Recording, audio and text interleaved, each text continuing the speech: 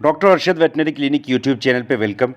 Video में बात होगी कि वो कौन कौन से तरीके हैं कि जिससे हम अपने मुर्गी खाना में नमी के तनासब को कम कर सकते हैं, नमी का वो वाला तनासब रख सकते हैं, ह्यूमिडिटी का, कि जो हमारी मुर्गियों की सेहत के लिए मौजू हो।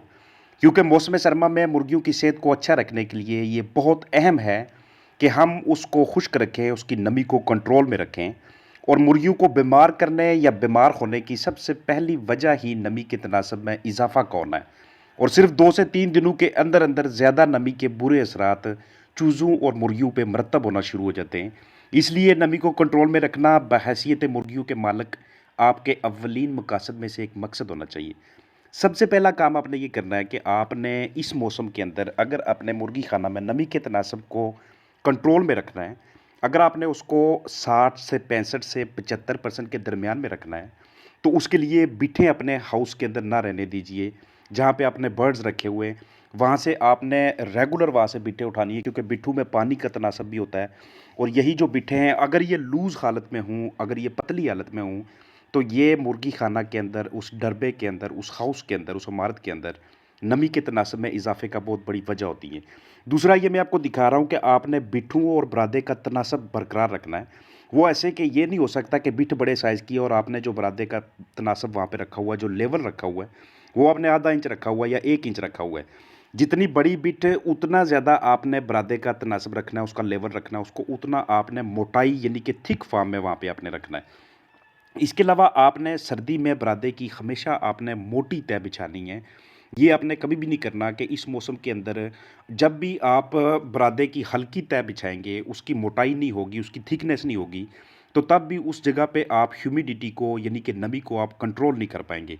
वीडियो के मैं आखिर में आपको बताऊँगा कि बहुत ज़्यादा नमी होने की वजह से आपकी मुर्गियाँ किन मसाइल से दो-चार होती हैं और बहुत कम नमी होने की वजह से भी वो किन मसाइल का दो-चार होती हैं। ये इतना आसान नहीं है कि जो है ना हम उसको जिस भी ह्यूमिडिटी पे आने दें, उसकी वेंटिलेशन को रोक लें और हम कहें कि हम बिल्कुल ठीक जा रहे हैं।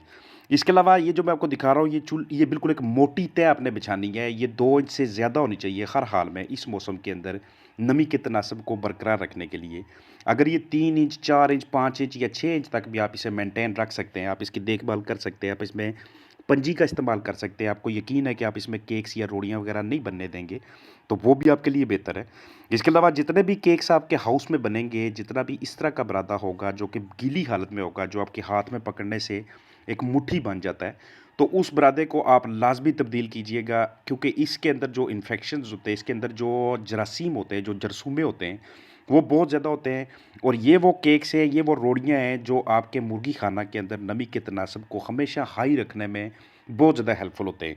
जब हम इनको साइड पे कर लेंगे या जब हम इनकी ट्रीटमेंट करेंगे या जब हम इनको ड्राई करेंगे, तो उसके बाद हाउस के अंदर, कूप के अंदर, मुर्गी खाना के अंदर नमी के तनासब को बरकरार रखना बहुत ज़्यादा आसान हो जाता है। इसका एक और तरीकाकार भी होता है कि आप चूल्हे की सवा जो होती है, ये जो राख होती है, उसको अगर आप इस्तेमाल करेंगे, उसको इसके साथ मिक्स करेंगे, सनलाइट को कैप्चर करेंगे, सूरज की हरारत को कैप्चर करेंगे, वहाँ पे आप इसको रखेंगे किसी खुली जगह पे, तो इसके अंदर से आस्ते-आस्ते से नमी ख़त्म होती जाएगी।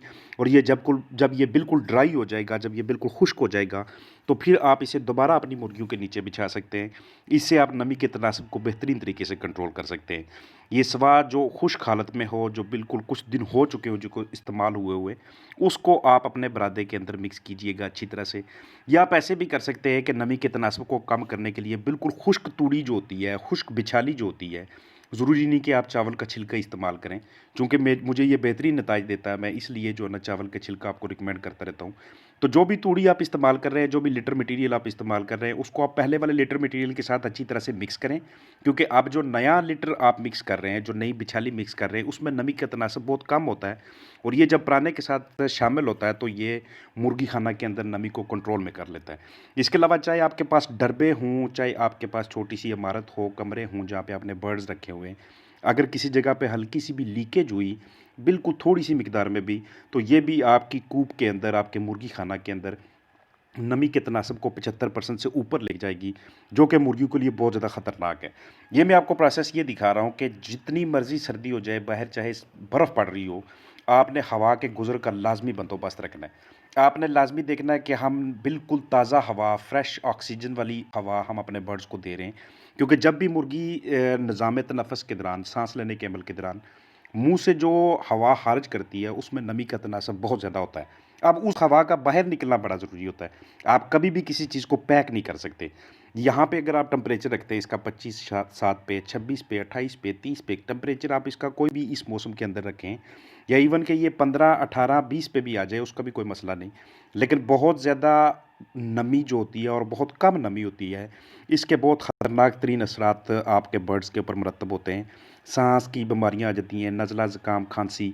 इसके अलावा जब भी आप हरारत का बंदोबस्त करते हैं अपने हाउस के अंदर, जब भी आप वेंटिलेशन को बेहतरीन रखते हैं, तब भी आप अपने हाउस के अंदर ह्यूमिडिटी को दरमियाने लेवल पे रखने में काफ़ी ज़्यादा कामयाब हो जाते हैं। कभी भी आप लकड़ी इस्तेमाल ना कीजिएगा हाउस के अंदर। अगर लकड़ी इस्तेमाल कर रहे हैं तो उसके ऊपर पेंट करके रख लें, क्योंकि वो अपने अंदर नमी को, पानी को जज़ब करने की खासियत रखती है। ये मैं आपको दिखा रहा हूँ कि जब भी आप हरारत देंगे हाउस के अंदर, कूप के अंदर, मुर्गी खाना के अंदर, तो नमी के तनासब ने ऑब्वियसली नीचे आना ही आना है। उसके नमी के नीचे आने का तनासब का ये जो पैटर्न मैं आपको दिखा रहा हूँ, ये इस तरह से चल रहा होता है। यहाँ पे आपने आके रुक जाना है। ये सिर्फ़ आपको बताने, समझाने के लिए है। नमी को आपने किसी भी सूरत में आपने ये कोशिश करनी है कि 50 से नीचे ना आए। जो आइडियल नमी होती है बर्ड्स के लिए, वो 60 से 70 के दरमियान होती है। लेकिन हम उसको बर्दाश्त कर सकते हैं, अफ़ोर्ड कर सकते हैं अगर वो 75% भी टच कर जाए। लेकिन हम ये नहीं कह सकते कि 40 से नीचे, 35 से नीचे। जितनी ज़्यादा नमी आती जाएगी, उसके जो बर्ड्स होते हैं उनके जिस्म से पानी की मिकदार का अखराज बहुत ज़्यादा हो जाता है। सांस लेने में उन्हें दिक्कत होती है, खुश्की हो जाती है उनकी जिल्द के ऊपर। सांस वाली नाली की जो झिल्ली होती है बर्ड्स की, चूज़ों की, बड़ी मुर्गियों की, वो भी खुश्क हो जाती है। बुखार और दूसरे इन्फेक्शंस में हमारी मुर्गियाँ मुब्तला हो जाती हैं और कम नमी वाले माहौल में सुकून से वो सो भी नहीं सकती। इस कदर उनके सारे जिस्म के अंदर खुश्की सी पैदा हो जाती है। और अगर नमी बहुत ज़्यादा हो जाएगी, ज़्यादा नमी के असरात ये होते हैं कि मुर्गियों, चूज़ों में सांस के मसाइल इससे भी पैदा होते हैं, क्योंकि बहुत से जरसूमों की जो नशोनुमा होती है, वो उस वक़्त बहुत तेज़ हो जाती है जब हवा में नमी का तनासब 75 से 80%, 80 से 90 और 90 से 95% की तरफ बढ़ रहा होता है। और मुर्गियाँ जिस्म में कम ताकत महसूस करती हैं, कमज़ोरी लाहक होने लगती है, अंदरूनी अज़ा बहुत ज़्यादा गर्म हो जाते हैं और फिर मुर्गी इस गर्माइश को जिस्म से बाहर निकालने में नाकाम रहती है, क्योंकि बाहर वाली हवा में पहले ही नमी का तनासब ख़तरनाक हद तक पहुँच चुका होता है। और इसी कोशिश में मुर्गियाँ जिस्म से कीमती विटामिन्स, मिनरल्स और इलेक्ट्रोलाइट्स का अखराज करने लगती हैं, और जो को बाद में बहुत ज़्यादा मसा नमी का मतलब ये होता है कि हवा अपने अंदर कितने ज़्यादा आबी बहारात को समा सकती है। बहुत ज़्यादा नमी की वजह से मुर्गियों और चूज़ों के जिस्मानी अज़ा भी मुतासर हो जाते हैं। मुंह, नाक और पंजे आस्ता-आस्ता माउफ होकर उनकी अमवात का बायस बनना शुरू हो जाते हैं। याद रखें कि नॉर्मल तरीके से जब मुर्गियाँ सांस लेती हैं और नॉर्मल बिठे करती हैं, तो मुर्गी खाना की नमी भी नॉर्मल रहती है। तो ये मेरी कोशिश थी, नमी को कभी भी हल्का, कभी भी लाइट ना लीजिएगा। इसका आपकी बर्ड की सेहत से बहुत गहरा तल्लक है। अपना ख्याल रखिएगा। फ़ी अमान अल्लाह।